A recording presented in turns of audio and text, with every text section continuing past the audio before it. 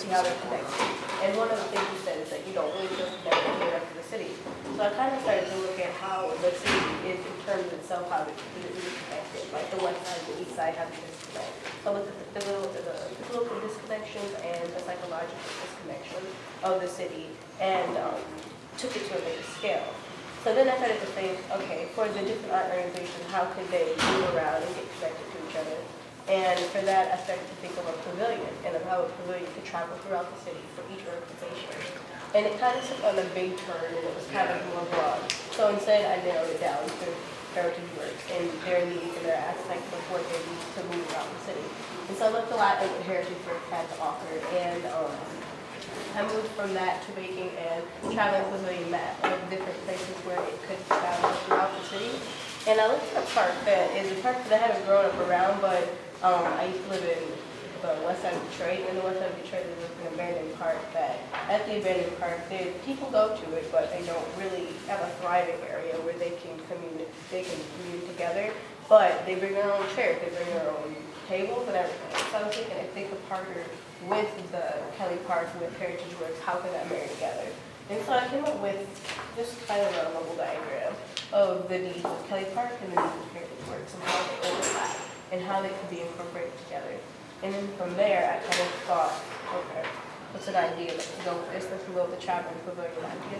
So there'd be Kelly Park, which can move to making a pavilion for Heritage Works use only and owned by Heritage Works, to having a design of the facade, to the facade translated into a traveling piece for Heritage Works.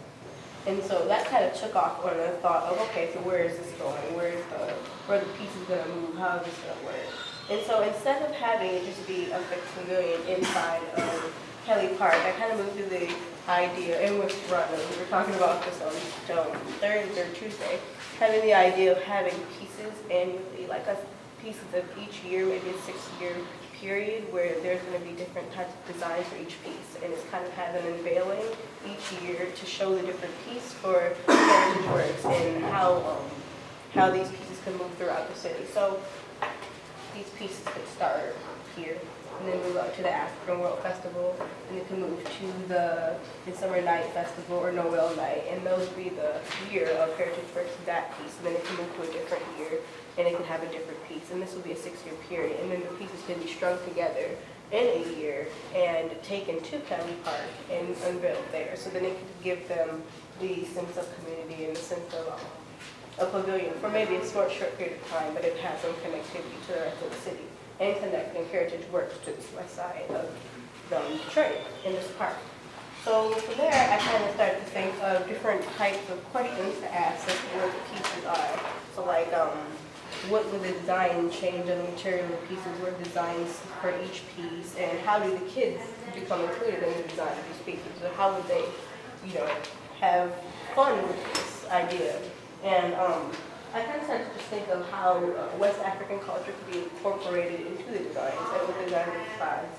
And I was thinking about the prints and how the prints are so diverse. And so I kind of just drew out some prints just to see how diverse they were and how many things you can do to play around with the different prints and how the kids could probably play around with them. And so I kind of did some studies with different materials. And this was the material studies I read out of room takes. So some of the material studies were with just pieces of plastic, some were with just wood and plastic or wood and film or metal, and I just kind of played around with like small scale materials but putting them at a larger scale to put figures here to see how they could be incorporated into the design of one of the pieces and how the children could participate. So but for the prints themselves, what materials could be used? And that was one of the questions I was thinking with the pieces. How long would it take to assemble? How could it be assembled? How big are they? How do they travel? Just different thoughts of how these pieces could come together and move throughout the city. And so right now, that's where I am with this idea, and I love it. I want to see the rest of these. Okay. That's just past PVC. So Cindy, do you manage, at one point, I think the way I understood it is you had like 6 different pavilions is the idea, right? Kind of 6 different pieces. Oh, okay. And but does each piece create its own pavilion, or do they? It does. Okay. It takes over the space and it kind of creates the space around. And you kind of say you want like both sides to kind of be open out to the public, but you still have the barrier. Yeah, we were talking about just how most performances happen with drum and dance. And so the drummers kind of form half circle. Yeah. And then the dancers dance in the middle and the audience performs with us. So I like the idea for me that there might be a piece that's always an identity, wherever we are. And so again, at the community, we think of it as being a part of the identity being the building. But the fact that, because we're out in the community, we could actually create that space wherever we were. So. Well, to me, this pulled up, some concepts around programming almost, that's where my head started. And the fact that these are almost ideas around which to build theatrical or dance presentations. I definitely like the notion of being able to go from the building into other parts of the community so that it's not always about people coming to the space to interact with the programs.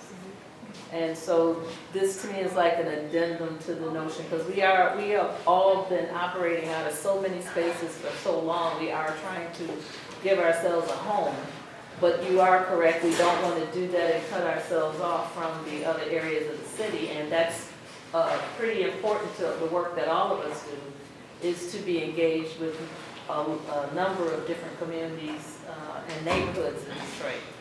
So the notion of having something that moves out, but I did hear Rhonda, and I think it's true that there's something about each pavilion or the pavilion has to represent the building if the building is going to start branding the organizations or the center. And then whatever the differences that happen around it or in it, but there needs to be almost, how you take those photos at the Grammys, and it always says, something behind it. And so that there's always that identity, so that it is feeding back to this central home and this central place to get people back there. But I do like this extension, that it takes us, and maybe this, I know all of these are ideas that are, going to, are each in their own, they're each independent ideas, but the idea that he had about having a outdoor staging, Yeah.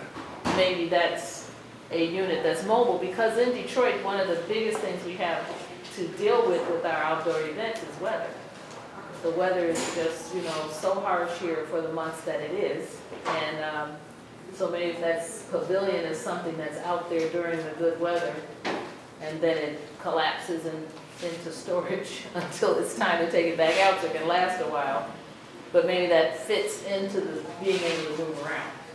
But I love this. I like maybe another sideline for your architecture will be stage design and supporting presentations. She has a job for you. So. Yeah, I'm just checking it out here because between those designs and the fabrics, I mean, you got really detailed in that particular aspect, so it just seems like you have some interest and ability there. But okay. That's excellent. Yeah, I think there's maybe one thing I'd to use is to, like we talked about, maybe because it's a kind of collapsible system potentially, it can show up even in interior environments, like inside, because it is about identity. So if it's showing inside like Cobo Hall or something, like a big hall space, that would be actually an important way for you if you had an event somewhere else, even in a different venue, that these different pavilions, these surfaces even, they can show up in those environments. So it becomes a backdrop to like photography and other things that are happening. It's part of that identity.